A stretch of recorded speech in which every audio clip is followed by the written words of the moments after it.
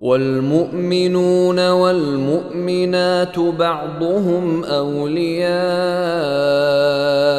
بعض يأمرون بالمعروف وينهون عن المنكر ويقيمون الصلاة ويؤتون الزكاة ويطيعون الله ورسوله أولئك سيرحمهم الله إن الله عزيز حكيم।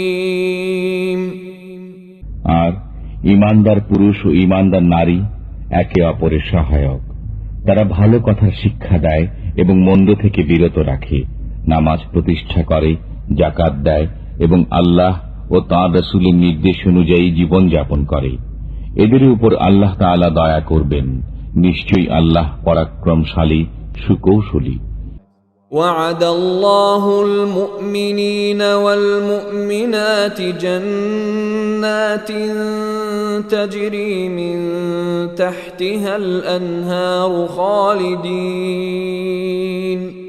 خالدين فيها ومساكن طيبة في جنات عدن ورضوان من الله أكبر ذلك هو الفوز العظيم।